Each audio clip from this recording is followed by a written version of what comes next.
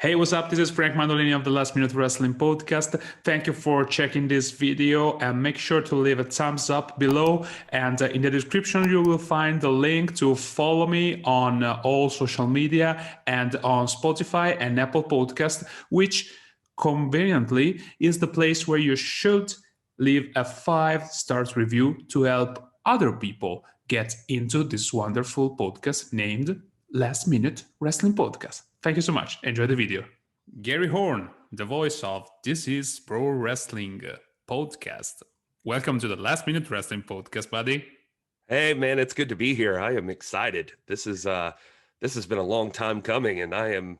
Oh man, I don't know. I've got chills. We finally meet face to face, sort of. This is the first time you were crazy enough. I think the exact day that I joined Twitter, you were crazy enough to follow me, and you actually, I think, retweeted some of my stuff right away, right from the bat.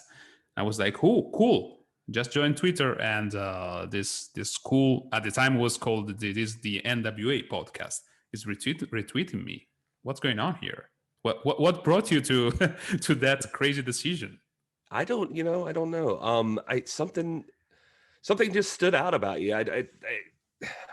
I think I was just trying to be more engaging in general, and so I was just out there looking for people trying to do something. And I don't know. I saw you, and you were kind of getting started, and I was like, well, I'll boost you, and see if that does anything. And Busu did actually. I think that from the start of this adventure with the LMW podcast, I've always felt welcomed in the NWA fam. That was an amazing feeling right from the bat. I was like, why people keep saying that Twitter is so toxic? It's not like that. It's welcoming. Well, I learned the hard ways a few months later. I was about to say, you probably found out different now. Yeah, but at the very beginning, I was so happy to find you guys from the NWA fam. But tell me a little bit about you. We're not here to talk about me. We're here to talk about you, your background, and your show, which is taking off immensely, working officially with the NWA now with the post show every Tuesday after NWA Power. Yeah. Well, I mean, related to what you're just saying there, I mean, I think that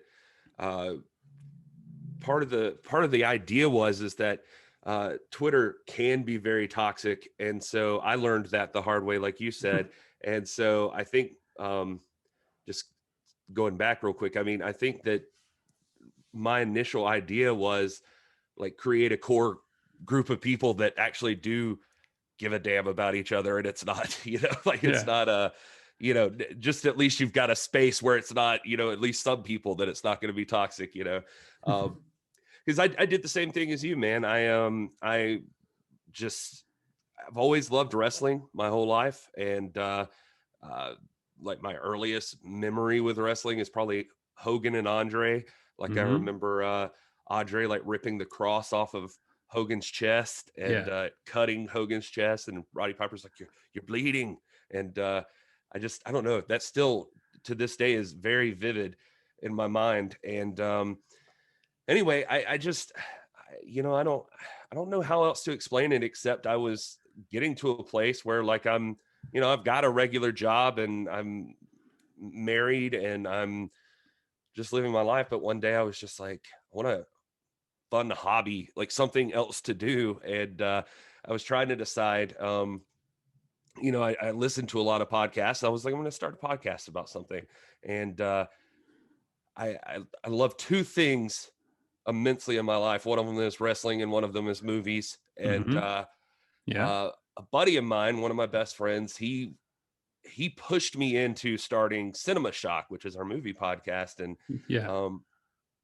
I just for whatever reason, I'll hesitate. Like sometimes I something I'm still working with, but I'll think about it too much. And sometimes you just got to like dive in. So with the movie podcast, he was very pushy about it and was like, let's just do it. Let's just put it out. And I was like, well, it's got to be perfect. And no, it doesn't. If you're listening right now, no, it doesn't have to be perfect. Just start. And just dive in and you figure out while you're swimming. Exactly.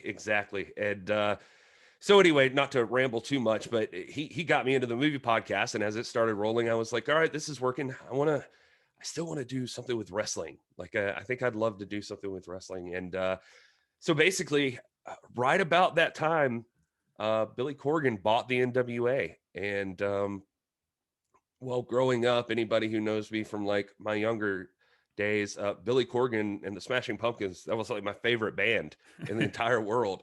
So it was like, not to get all weird, but it was like a sign from God. All of a sudden, I was like, Yeah. oh, well, this is it. This is where I'm meant to be.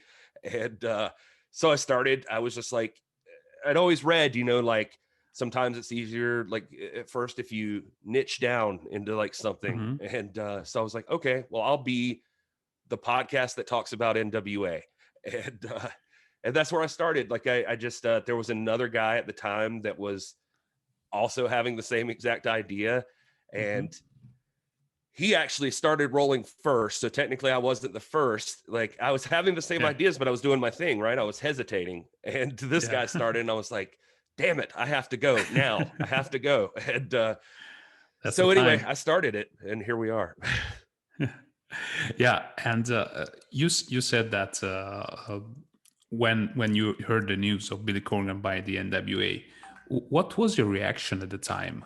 Do you recall what you thought? Because I remember that there was pretty much a backlash. Everybody started saying, "Oh, who needs that? Who needs him to buy the NWA?" Like because it was coming off of a failure with the Impact at the time. So, what was your reaction as a fan? I mean, well, it's wrestling. Not Yeah. somebody's always going to hate something. Oh yeah. And, but, yeah, I mean, I remember that too. It was like a lot of like, well, what did he even buy? Why did he buy it? Like what, all of that. At the time I was just more excited. Um, I just, well, I think what's weird is I think I got it. Like Hmm. why he would buy the NWA, where a lot of people, I'm not business savvy, so I'm not trying to pretend like I'm some expert in the wrestling business. But for me, my first thought, I think, was that, yeah, that's like the oldest wrestling promotion, or, like the Hmm. wrestling entity. Like they've been around since the 40s, like it's, uh, Doc Stinson will argue that it was before that. And so it's so technically officially since the 40s at least. And you're like, man, that it precedes like WWE and WCW and obviously AEW, all of them. Like it's Yeah. before everything. I was like, so there's a lot of history in there. And so if you can play that right, I was like, man, maybe you can actually make something happen. I was excited that it was Billy. I knew a little that he happened to be a wrestling fan, because he had obviously Hmm. had that time in Impact. And I think his goal was to buy Impact, if I remember correctly. And Yeah, probably, pretty much. He also had yeah, a promotion in Chicago, Revolution something. yeah, I Rev remember. Pro or something like that. Yeah. And but yeah, I think, and then he got kind of screwed out of the deal with Impact. And so he Hmm. was kind of bummed, but um then the NWA opportunity popped up, and yeah, I mean, essentially, everybody was asking like, what did he buy and all of that, but it was the logo, it was the three letters. I think he's got some historical footage in there somewhere, Hmm. and some photos and things like that. But it just I for some reason it connected with me. I was like immediately, like when I was doing the podcast thing, I was like, wow, you could really play up the history here and the legacy of this thing. Like it's survived this long, even if it's not even on the radar in terms of wrestling at that time. At There's something to build off of. You could be the guys that, like, we were before WWE. We were, you know everybody came through here. All of the legends came through here Yeah. first, and you could use that. And so that's what I started talking about. And then yeah, and I think that was his idea. Yeah. And you participated to NWA Power since the first set of taping, right? That's right. Yep. Since the very first ones in Atlanta, I missed their first couple of pay-per-views. I wasn't at 70, NWA Hmm. 70, and Okay. but I made it, and I wasn't at their one in Tennessee, their New Year's Revolution or whatever. But Okay. But Crockett Cup 2019 was my first live show, and I had been doing the podcast at that point for a little while, and I had stickers made up, and I was ready. I went to North Carolina and stood around handing out my stickers. I went all in, man. I bought the VIP package. Yeah. Like I was like meeting the talent, and that's where I first really met Nick Aldis, and like face to face. He had actually called me right before Crockett Cup. They were trying to promote Crockett Cup, and I was doing the podcast. And, you know, mainly in the podcast, I would talk about some history stuff, or I would talk about, I would look for like whoever was on the roster right then, and kind of see like what their dates were coming up, because they're all kind of independent still, even though when they're in the NWA. So I would try to promote, like, say, like, you know, Allison Kay is going to be here this next week, and the day after that she'll be in this place, you know, just try to boost the talent if I could, because that's what I figured I could do. And anyway, Nick actually messaged me and was like, hey, you're doing a good job with the podcast. I was like, well, thanks. And he's like, do you want to do an interview? And I was like, sure. Yeah. I'd never even thought of that. I don't know. Like, it was just, and it blew my mind. I was like, wow, the champ's reaching out to me to do an interview. And I think we did an interview that, as you can tell from this interview, I'm very long-winded sometimes, but I think we talked for like 2 hours, 2.5 hours or something on that first interview. And then yeah, at Crockett Cup, I finally got to meet him. He was very kind. We were at a VIP meet and greet with him and Marty Skrull and Flip Gordon and Tom Latimer and Camille, and just a bunch of people were in there. And Willie Mack was the national champion. Anyway, we were in there, and we were off to the races. Kind of like Nick Aldis was very cool, like showing me his gear for the next day, showing me photos of what the arena was going to look like. And I was like, wow, I'm like getting the backstage stuff now. Like this is kind of cool. Yeah, you were in a VIP position in one way or another.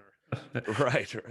So Nick was kind of cool with you, because we often hear stories that he has kind of a bad rep, but it's interesting to hear something different like this, to hear that he actually try to involve podcasters, media in general, because I think that something that people may not realize is that he is doing a lot of work behind the scenes as well, not just in the ring for NWA, right? That's right. Yeah, Nick's all over the place. So Nick is, I think the best way I've heard it explained was Billy the other day on an interview I was listening to, and I think it might have been Busted Open or something like that. He was on there, and they were asking like why, you know, Nick could get a job at NXT or possibly AEW or like whatever, like what he sees with the NWA. And Billy was like, well, you know, first off, I guess, you know, we pay him well, but he also could go to those places. But Billy said he thought that Nick saw the NWA as a place to create his legend. Like, this is a place where he can do this. Like, he could go to NXT and maybe get lost in the crowd over there, or you know, same with AEW or whatever. But in the NWA, he gets to kind of write his own story, and he gets to, if it succeeds, he's created his own legend, you know, in that way. And I think that's it with Nick. I think that Nick cares a lot, and he, you know, I'll be the first to tell you, I mean, I consider him kind of a friend now, but he you know, if you're listening, Nick, I don't want to speak out of turn, but it doesn't look like from your exchange on social media. You're right. Yeah, we get very adversarial on our exchanges. But it's with love that I criticize my friend. But no, he's always been good to us. He reached out to me first. He was, you know, very cool at the VIP thing. We stayed in touch after that. And he obviously saw something that I'd like to think he thought that I could help Hmm. them too, you know, like that this was a good thing and this is the kind of thing they want. Well, I mean, so, you know, you mentioned the hashtag Yeah. NWA fam. It was, I think he's that was one thing I thought of like right at the beginning is like get a core base of fans that care, you know, and I think he thought the same thing too. And he saw that happening. And I think he appreciated that was something maybe he wouldn't be able to tackle because of his position. And, Hmm. Yeah. but, you know, fighting on the ground, here I am. And I can, maybe we can round up people and create like a community around it. Yeah, I mean, sometimes, and I don't mean it in a bad way, of course, but sometimes it's better to be a big fish in a small pond. Because, for example, when I had the chance to chat with Rob Van Dam, he said more or less the same thing. He said that he was making more money working 20 to 30 shows per year in Impact than when he was WWE champion and worked 200 nights each year. So, I mean, and in that case, of course, it was money wise. But in other ways, it can be, as you said, he had to create his legacy one way or another. So that probably worked better for him rather than being, let's face it, just another face in the crowd in WWE or NXT, AEW, whatever. So yeah, I think too that he's done wonderful job elevating his career and the NWA brand as well, doing the same, being himself basically, having the creative freedom that so many times wrestlers are lacking these days. Don't you think? Yeah. I mean, at the end of the day, Corgan makes all the decisions, but you know, it is a very loose environment with like everybody's Mm-hmm. they're open to hearing everything and yeah, like you said, Nick he gets to choose a lot of what he does and how who he works with and how it goes and all of that stuff. And so he gets to steer his own ship. And so for better or worse, he's, you know, at least he's going all in on himself and what he can do. And doing what you're doing now. Sometimes you gotta jump in and take that risk and see where it takes you. And so that's what those guys in the NWA are right now. They're just kind of, I mean, obviously Billy Corgan's a rock star, but you know, this he gets it. It's the same thing he did with the Mm-hmm. Smashing Pumpkins Yeah. back in the 90s. You know, he was just like, I'm going all in on this thing. And so that's what he's trying to do now in wrestling. Yeah, totally. And you said you grew up being a massive fan of the Smashing Pumpkins. Uh, do you remember the first time that you met him, that you met Billy at the NWA taping? Yeah, I mean, so the first time I technically met him was at the Crockett Cup, and it was just very briefly. It was like Okay. just like a handshake, and Okay. that was kind of it. And the first, I mean, I'd say that actually the first real times, like the real times where he knew who I was Hmm. about this time here recently where we started the post show. Like that, I mean, I guess he Yeah. was listening, Yeah. but I never had one-on-one conversations with him before. And now I've had several, and it's very surreal. I think Well, I say like my high school self, like I would have wanted this more than anything back then, but I don't know how I would have handled it. Like I'd have probably freaked out and peed my pants or something. But um, now at least I'm able to handle myself and just be like, all right, stay cool. It's fine. how was that? Did he reach out to you to ask to do the post show, or was it? Did you have the chance to pitch it to somebody else within the NWA? It was Nick again.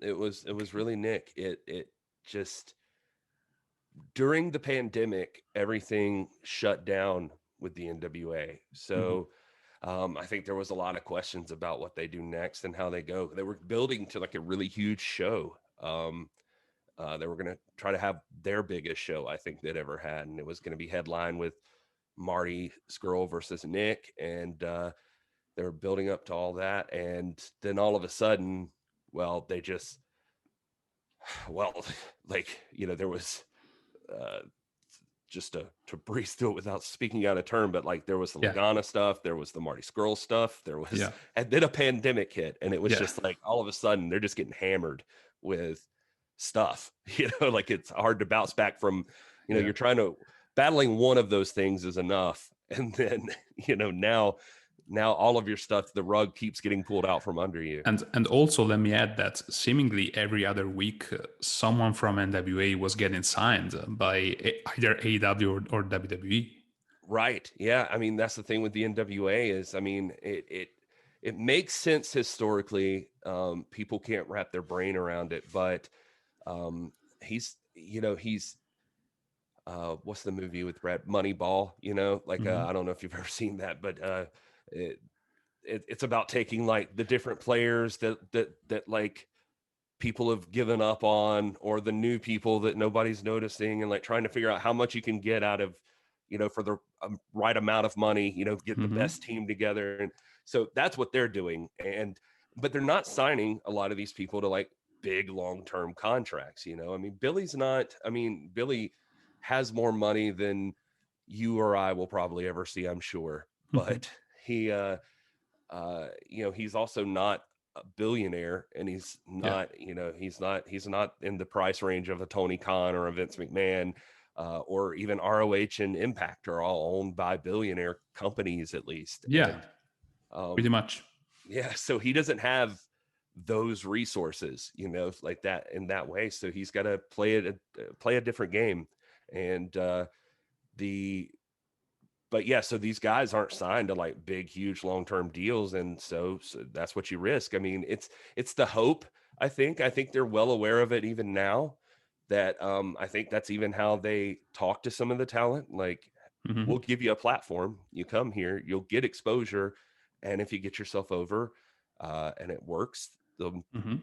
I think the literal quote one day I heard there was like, "If you get over, then fly away, little birdie. Go ahead, and go try again in your career, or start your new career if you're Ricky Starks, or whatever." It's like, but you've seen that, like Ricky Starks or Eddie Yeah. Kingston Eddie or Kingston. Yeah. LA Knights over on NXT now. And so it's just all of these guys, they reinvented themselves or made themselves for the first time on NWA Power. And now they're names in wrestling that people know. Yeah, yeah, that's great for them to have had the chance to have a NWA Power as a steeping platform where they could try and do something on a bigger scale. But back to the original question. Sorry, because I interrupted you. You were saying that it was Nick Aldis, the one who reached out to do the post show. Oh yeah, I'm sorry, I totally forgot about that. Yeah. No, my bad for interrupting you. He I'm trying to remember the exact circumstances, but it was just basically, I mean, this has all kind of happened really fast here recently, but it just, Hmm. because of all of that, because of in the pandemic, we still kept talking about the NWA. Like, we just, even though they weren't doing anything and probably were questioning their existence, and we were still talking about the history. I had Doc on there, and Doc Stinson. If you listen to the show, you know him, and he he's a big history buff, and so we could talk all day about old school wrestling and all of that stuff. So we would just have shows about famous feuds in the NWA or whatever, and keep it going. And I think that it just came down to Nick saying to Billy, like, these guys are carrying on the brand, and literally nobody else is. And Yeah. he's like, they deserve some recognition. And it was very kind of him, but Billy agreed. And they, as they started coming back, one of the things was they moved off of YouTube Hmm. onto Fight TV, Yes. part of their deal. And so their YouTube was just barren. It was just like, nothing was there. And I think Nick finally just pitched the idea of like, why don't you have these guys do a post show every week? Why is that not just on our channel? And at least that's something, so that YouTube's getting something. and they have plans. I think they're like slowly trying to build back out their YouTube stuff too. But yeah, that was the first step. Is they're like, okay, well, you can have a live like after show on the YouTube channel, and we were in the right place at the right time. Yeah, and the pre-show as well. At the latest pay-per-view that they had, there was Dr. Stinson was on the panel with Joe Galli and May Valentine. That was crazy to see. Yeah, he's again right place at right time. And if you've listened to the show, you mentioned my attitude with Nick Aldis. Doc Stinson is a huge fan of Nick Aldis and never has a problem with anything Nick Aldis does. And so that gets you. I think the tweet Aldis sent out was, I criticized something about Aldis, or I said something, I can't remember what it was now, about Stinson being on the panel for the pre-show. And then Nick retweeted and said, yeah, that's why Stinson's, this kind of attitude is why Stinson's on the pre-show and you're doing Austin Idol's dry cleaning. But yeah, so that's kind of where we're at. I think you're going to see a lot more of Doc Stinson representing strictly business on commentary, since they're not dealing well with Joe Galli, and they think he's pretty biased. So Nick's definitely looking to have his own voice in the commentary booth too. So. Let's talk about the other voices of your podcast, because you started as a solo, or at least I started listening to your podcast with you as a solo artist. Then other two gentlemen joined the club. We're talking about the aforementioned Dr. Stinson, Robert Stinson, and Will Martin. Who is who I think has been a great addition from all the communication side of things, because he's great at SEO and this kind of stuff. But tell me a little bit, how did you decide to shift from being like just a one-man band to become a three-man band? Well, so at the beginning, I was just doing it by myself, sitting in my room, just doing my thing. And but once the Aldis interview happened, that kind of opened a whole new door for me. Like like you were better at this than me. Like you jumped in and you were just like grabbing people and like seeking out interviews and everything. And this was not something, like, I didn't know what I was doing when I first started either. And maybe that's... I did that. Sorry, but I did that because I quickly discovered that I was really shit in talking to a microphone by myself. That's why I started doing interviews. Well, I mean, yeah, well, for whatever reason, it finally opened that door and I started reaching out to people and I started getting interviews and all of that. Finally, the one interview, it was the Ghana, which was somebody that was behind the scenes. I wanted to get him, and I reached out to him. And earlier I mentioned there was another guy, it was Adam Rotella, who was, he was doing an NWA thing at the same time. And Lagana, I think, felt obligated to like not give preference to one of us. So he was like, if you guys get together, he's like, I'll do an interview with both of you. So I reached out to Rotella, we did the interview, and that all happened, and that was great. But Rotella and I teamed up for a little while, and then just stuff happened. It wasn't working, and we broke off from each other. But I was trying to figure out my next steps, and I was kind of bummed. Like I was just kind of like, I don't even know what to do. Like how do I take the next, like the next rung of the ladder? Like what's the next thing you can do here? Yeah. And or is this it? I don't know. I was having like an existential crisis or something. Pod fade is real. Yeah, definitely. What is it? Pod fade? Pod fade, when your will to do a podcast is fading. So I've never even heard that term. But yeah, it's a thing. It's a thing. Get it out there. Nice. Well, I felt it definitely, and I was dealing with that. And my wife actually was the one who told me she had worked in a marketing agency. She had worked with this guy Will, and and she was like, why don't you reach out to Will? Like I had met him at a Christmas party or something like that. But she's like, why don't you reach out to him and see if he wants to help you and do some stuff together. You know, he loves wrestling, and because when I had met him, that's what we talked about was wrestling, and so I did, and he was like super excited to like jump in, and he was actually not even an NWA fan at the time. Like he hadn't, you know, he just didn't know anything about it really, and so he dove right in and started learning, and got him. And Stinson came from, he was a guy on Twitter, basically. Like he had been to the Power tapings and stuff like that. He had seen me there. He tells me even now, he's like, I used to work out listening to you, man. He was like, I used to sweat to Gary. And I was like, all right, it's weird, but okay. But he had listened. But yeah, apparently had been in the Power tapings and had seen me and just never said anything, you know. So I didn't even realize. I knew his family because they showed up to one of the Power tapings. Okay. All of them dressed in the question marker, you know. Oh yeah, I remember that.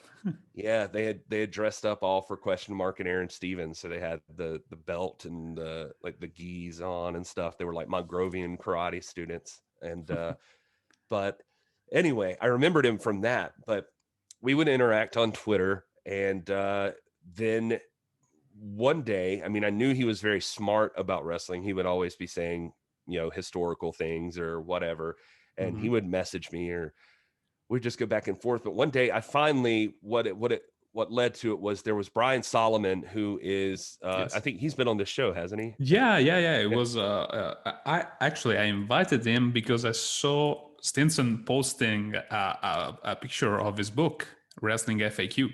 So Yeah. I had the chance to talk with him. Then I think he came on your show as well because I think Will mentioned me in that in that episode. So Nice. I mean, we are basically the for exchanging people where we're exchangeable. We're just like, yeah, just passing people back and forth. Yeah, exactly. Brian's been on there a couple of times with us now, but he's just a guy. I actually knew Brian from my movie podcast previously, because he did also Godzilla FAQ. Yeah, one of the movies we covered was we were doing like a whole month of like big giant monster movies, and he came on to talk about a Godzilla movie. And so anyway, the important part with Brian in this case is that he is a writer for Pro Wrestling Illustrated, which you're very familiar with now. And, I become acquainted, let's say.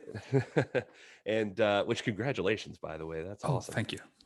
That's that's great. But let's not smoke, blow smoke up each other's ass.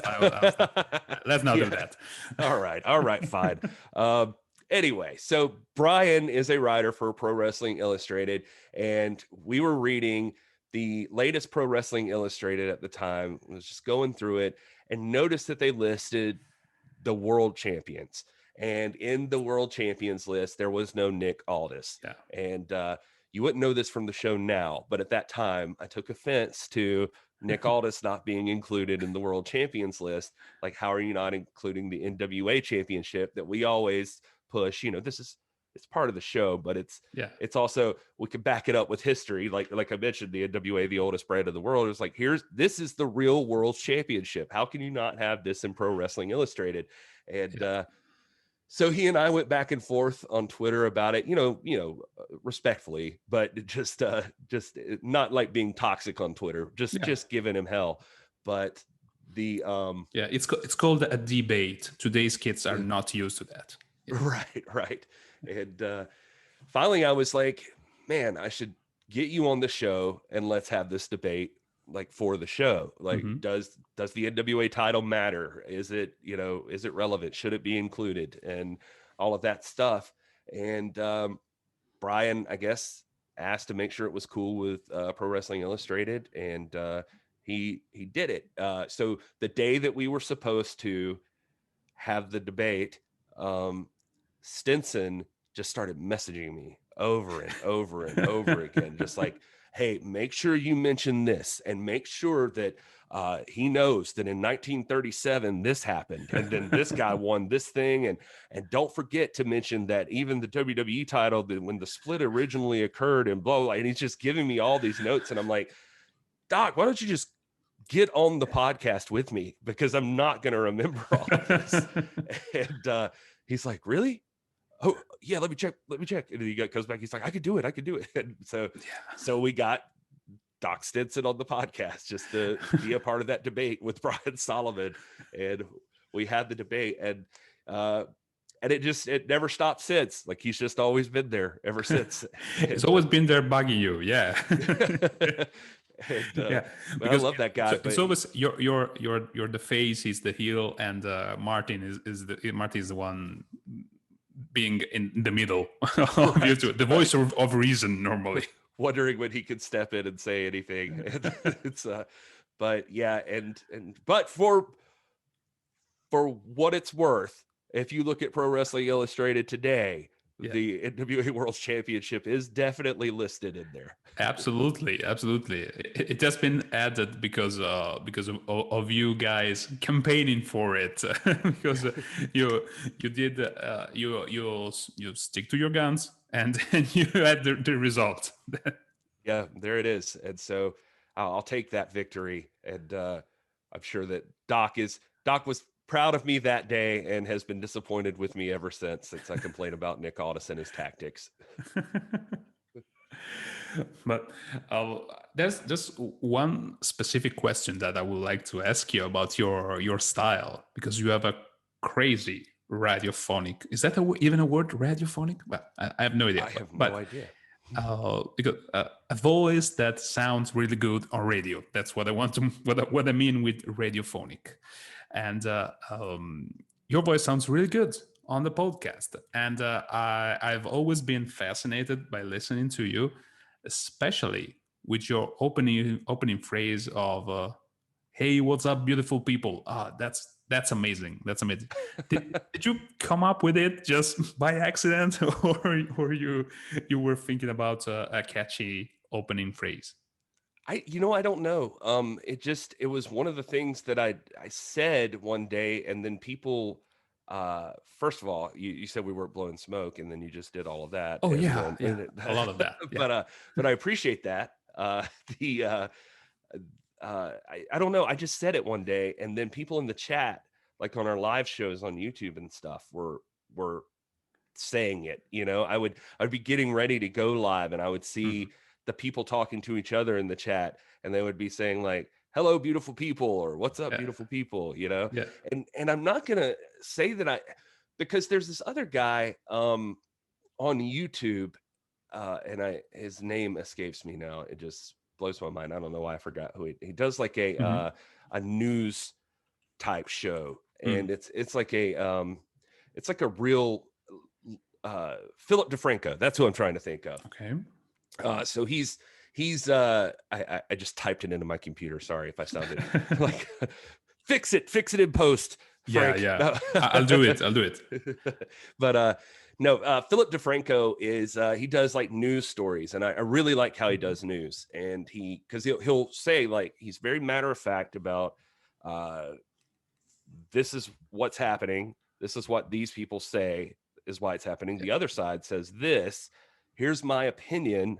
And, so he's very clear about what's his opinion and then what's the fact. And anyway, all that aside, he starts out, I've noticed now, my wife pointed out, he comes on and says, "What's up, you beautiful bastards?" And, like, he does that. And I'm like, did I steal it from him?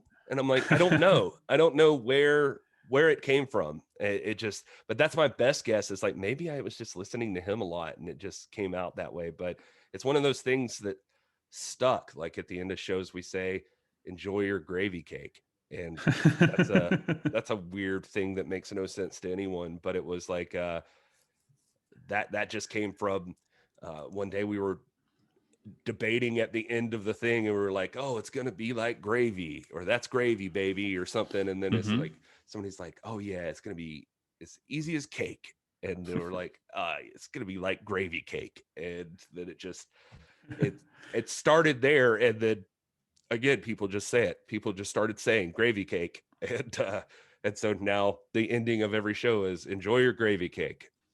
Yeah, but I mean, uh, I learned quickly that it's very important to have such sentences ready to open and close the show, which to this day I really do not have. So every time I hear you with your "What is up, beautiful people," I'm like, oh yeah, that's magnificent. I love it.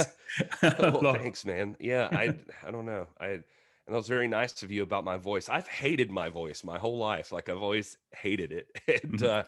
And apparently it's good for something. So Yeah, it worked yeah, out. absolutely. But we talked a lot about your connection with the NWA. But recently, your podcast, This Is Pro Wrestling, has been really having a strong connection with another wrestling promotion, Mission Pro Wrestling, Yep. from which is the mindchild, the brainchild of Thunder Rosa. So tell me a little bit about it. Yeah, I mean, it's aside from Nick, I would say the next person in line that's been the best to us the whole entire time is Thunder Rosa. And just from day one of seeing her walk out on NWA Power, I was just in love. Not in a creepy way. I was just like, I liked everything about her. Like I was just Yeah. like, she just her look, her attitude, her just the way she carried herself, all of that stuff. And so she was one of the ones that I had to have like Yeah. early on. Happy to say before most people had her on their radar. And so I had to have Thunder Rosa on. And so she came on and we again had big long talks, and it just she's very audience minded might be the way Mm-hmm. to say it. Like Yeah. she's very interactive and social, and tries to build support, like just that ground swell of support, like start from the bottom and work your way up, and um get a passionate fan base and that sort of thing. And she's got it now it's paying off for her. Like she's blown up, and Yeah. so And she keeps getting bigger and bigger. It's unbelievably to me as well. I mean, yeah. not unbelievably in a bad way. It's good to see such thing happen to such people as Thunder Rosa. That's amazing. Yeah, Yeah, I she. can't say enough good things about her. I mean, and she would do the thing. Like, I mean, she was at the time she was less busy than Nick, and so like Thunder Rosa would just we'd be going live, and she'd like send me a message like, "Let me on," and so that she'd just want to come and hang out and talk. And unfortunately, it's not that way anymore, because finding her even at home is Yeah. a hard thing to do, because she's very very busy now. Yeah. But I was hoping to have the chance to talk with her as well. But seeing where she is now, I'm just happy for her. I'm just Yeah. happy for her being that busy, because it's one of those cases where hard work really pays off, and she deserves all of that. Speaking of MPW per se, it's not only great to have an all-female promotion like she did, even production, commentary, uh, camera people. I don't know, but also she gave a chance to many young wrestlers that now we are seeing them being on AW Dark lately. Names such as Maddie Rankowski or Bert Vixen. They all come from like that area, that MPW, Mission Pro Wrestling, and you were one of the first that I remember seeing interviewing a few of those names, like the Maddie Rankowski interview. That was something that I think you have already done with your podcast, like trying to understand which were the new up and comer wrestlers and try to give them a platform. That was really good to see. Well, thanks, man. Yeah, I mean that actually.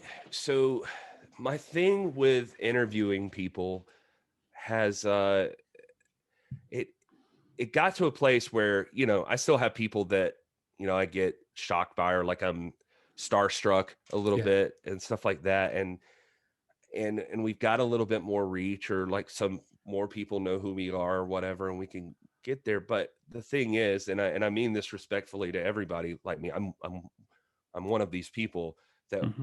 uh podcasts pop up all over the place, Yeah.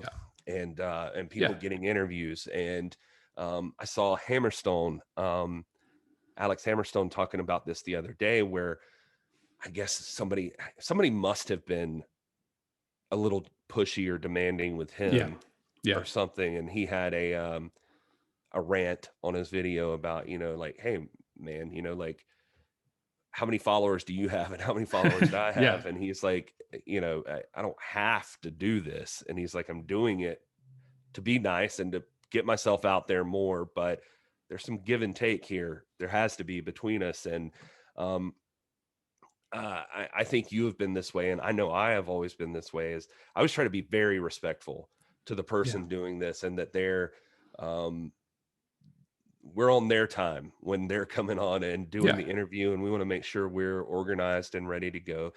I try to be even more so not uh, asking them the same questions over and over again that they've answered Yeah. like 1,000 times on every podcast, or you could just Google and find it easier. I like to have conversations. And but anyway, the reason I'm saying all that is because I do look at this whole thing now as it's grown, as there has to be some, you want it to be that both people are getting something out of this. Yeah. And um and so one of the things that I love having the ability to do now is that maybe I can see somebody who the world doesn't know, and maybe me talking to them will help them get in front of more people, and where I'm actually helping them by, like, because if I got like Stone Cold Steve Austin on my show, that does nothing for Stone Cold Steve Austin. Yeah. you Exactly. know, like, why would he do that? And but for Maddie Rinkowski, it would matter a lot. And and she wants to learn, because she's got to get used to being interviewed and Yeah. I rolling with think it. I think you were the first one interviewing her. I think she looked like I don't want to say like out of place, but I could feel that she wasn't used to be interviewed as much as she is now, just a few months removed. I've seen her in countless other podcasts. For example, like my friends from Ringsiders, they interviewed her a couple of times now, and Yeah. she looks much more at ease with talking on camera. I, And I st- I still talk to her, and I keep meaning to like interview her again. I'm just lazy sometimes. I don't know. But we still communicate pretty regularly. I saw her at Mission Pro. I actually traveled to Texas and went to a show last month and finally got to meet her in person for the first time. But yeah, Maddie was great. And I don't know if I was the first, but I know it was pretty early on. Like, it was from Mission Pro. I saw her on in a match, and Mhm. similar to the Thunder Rosa thing, I was just like immediately like something about Maddie Rinkowski. I was like, man, that girl's gonna be a Yeah. star too. Like, I gotta talk to her. And so yeah, I'm lucky in that way that I think it's happening. I think it's gonna happen for Maddie. Everybody, she's one of those people. The same with Thunder Rosa is like when she's on Dark, the next day you can search her on Twitter and people are talking about Maddie Rinkowski. Like, she's popular, and it's just like every time somebody new sees her, they fall in love with her, and so they Yeah. want to see what she does next. Yeah. Absolutely. And if you were like to give some tips to someone starting a wrestling podcast right now, what would you tell them? Um, well, consistency. Like, you gotta go all in and be consistent about it. Um, Self promotion, as uncomfortable as it can be, is a huge part of it. You know that, Frank. It's Oh yeah. you gotta keep boosting yourself and trying to, um, I would say I don't know. I think the big one right now is for me is be empathetic to like who you're talking to. Like be if you want to do interviews, be respectful and Yeah. like treat them like they're the most important person in the world. Like when you're Yeah. setting this up, because especially with some of these pro wrestlers, I mean they're all over the place. They're traveling Yeah. constantly. They're busy, and they're taking the time out to talk to you, and you know, appreciate that, and make sure they know it's appreciated, and try to think of the best way for your thing to position them in a way that helps them too, so you can show them that you're giving something back for them taking the time with you. Um, I don't know. I think those would be the big ones for me. Is that do you agree? Because you're Yeah. Yeah. kind of an Yeah. expert now too. So Pretty much. Thank you. Pretty much. I had a few things coming to my DMs asking for like advice for inviting someone to be a guest, stuff like that. I always say one advice I always give is be professional, and if you can, reach out via email, not with a DM. If you yeah, can, that's the most that because you are treating them even more professionally doing that. That's something that I'm really high on. I try to present myself as a journalist, not just as a fan who has a podcast. Even because of my background in journalism, but so it's like the force of habits. But yeah, I think that that validates your podcast more. And I've had a couple of wrestlers telling me that, telling me you are the only one who reached out via email. That's why we answered. So yeah, that's yeah, cool. so Well, I mean, if they've got a booking email right there in their yeah, profile or of course. something, If you can find it out. So if yeah. there's no other way to find out, you just have to Well, like see, yeah, I mean, it's happened to me too. Like sometimes it works that way, but you know, it's amazing how many people get salty with the wrestlers like not responding back in time yeah. or whatever. Also, I've had a few people. I don't know if you've had this happen, and I'm going to say this without Hmm. trying to sound like a jerk, but I've had a few people ask me to get them someone.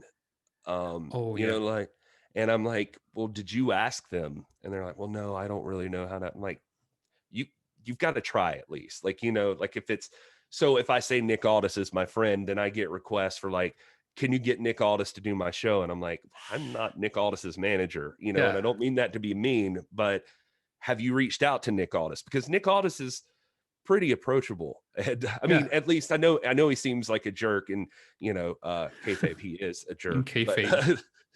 but he no, he if you ask, I mean, that's the first step. Like, reach out to him, be professional, and see if you can schedule him. And you know, then fine. You know, like if you're somebody like if it's Frank and Frank's like, I keep messaging him and nothing's happened. I'm like, maybe I can send him a message and be like, hey, can you look for this email or something, Yeah, you know? But Nick Aldis does not have to listen to me, and Nick Aldis does not listen to me. And Nick Aldis is his own man. You know what I mean? Like he doesn't. yeah, So absolutely. it's just it's interesting to me because I get those every once in a while, and I'm like, you know, we're all out here. We've all busted our ass, tried to reach out to these people and schedule Hmm. things, and it doesn't always just fall right into your lap. Sometimes it's Yeah, timing and opportunity. So anyway, yeah, absolutely. And another thing I always try to do, I try to do what I preach, is to like be respectful on social media as well. Do not blind tag people constantly. Do not ask for retweets. Do not unless you're really in touch with that person. Then in that case it's different. But I have pretty much every day uh, so many people tagging me and stuff, asking for retweets. People I never interacted with. How do you expect me to do that? And I am a nobody. Imagine like a Stone Cold Steve Austin, for example, having, right. having having millions of strangers every day asking him stuff. Asking, what do you think he will do? He will probably block the shit out of you. And Yeah, and, and probably. Yeah, so be respectful. Yeah, It's always amazing to me that happens with like some of the NWA people that like again I hate to keep bringing him up, but Aldous is notorious for this. Like he'll just Mhm. block you. Like he suffers no one. Like he will just block you. Like if he thinks that you're saying stuff he doesn't feel like hearing today, he'll just block you. And then I get like so many people I see talking about it, like, why do you block me? Why do you block blah blah blah? And I'm like, you probably said something along the Yeah, way, you know, yeah, that was just like a jerk comment or something, you know. I yeah, think Twitter, or just be nagging. I mean, yeah, exactly. And Twitter, I mean, it's amazing. You know, we were talking at the top of the show, like about uh you were like, why did I always hear that Twitter was so toxic? It's like, how yeah, when you naive. get when you get in there, man, it's like some people don't think that they're talking to real people or something. I don't Yeah. know. I can't imagine that some people act the way they do on Twitter, like they do that in real life. Like it's there's no way. Like how would you even get around in society? But some people on Twitter are jerks. And so I always try to be very respectful of people I talk to. And yeah, like you said, don't nag them, don't, you know, all of that stuff. These people they're trying. When you start getting to become a known person in the Mhm. world, they still want to interact. They still like being talked to, you know, or Yeah, talked about, but you know, not by people that are being assholes. yeah, yeah, absolutely, absolutely. I learned it myself the hard way. I have been blocked by a wrestler, which I am a really fan of, and I didn't even tag this person multiple times. It was just by coincidence that I had like a few of my guests were a few of the best friends of this wrestler. So he happened to be tagged in a couple of tweets. Then I discover I was blocked by this person. Oh I was no. like, what? Yeah, fuck it. I mean, I don't like that, but I can understand why he did Yeah. that. Somehow I deserved it. I deserved this. So that's why now I try to be a better man. And even though I wasn't even tagging this person before, but you know that happens. It's funny, man. People take it really personally. It's um I don't know. I don't know if I've been blocked by anyone, but I'm sure somewhere along the way I have. Um it's you know, I feel bad for you, Frank, because I know you're a nice guy. So Yeah, but I took it as a lesson. So now I try to be even more respectful than I already was. So yeah, that's hey, fine. wrestlers are people too, though. They get moody just like Yeah, anybody else. So maybe just on the wrong day. Like they'll be yeah, just like, screw probably, this guy, screw this guy, screw this guy. They just start talking crazy. probably. Well, Gary, this has been a great talk, and I think this is the longest interview I've ever done to Oh date. wow. That's because I run my mouth too much, Frank. I'm sorry. Oh yeah, but I love doing that, and I think that there are still so many things left left on the table that we could discuss in a part two sometimes down the line. Yeah, man. I am here for you. I got all the time in the world for you, Frank. Anytime you want to talk, I'm down. Oh man, likewise, likewise. And would you want to do your awesome voice and do the honors for a send off to close this episode? Sure. What do we have like something planned? Did I have a script or anything? No, I never have. I don't know what to say normally, so that's why I'm asking you. Okay, I gotcha. Well, what's up, you beautiful people? This is Gary Horne, and I am here with Frank Mandolini, and I hope you've enjoyed our talk. I hope I didn't talk too much, and we appreciate you listening to the Last Minute Wrestling Podcast, one of my favorite podcasts in the entire world. It is just a fantastic show. Frank has awesome guests and awesome conversation, so I'm honored to be here, and we hope you'll follow us over at our show. It's at TIPW Show on all the stuff. And you can go to youtube.com/This Is Pro Wrestling to follow our YouTube channel and subscribe there. And I just want to take another second to say thank you, Frank. Thank you to everybody listening. I am Matt. This is Gary Horne. And that is the end of that. I don't know. I guess I don't know how to end it either. Enjoy your gravy cake. Enjoy your gravy cake, and ciao.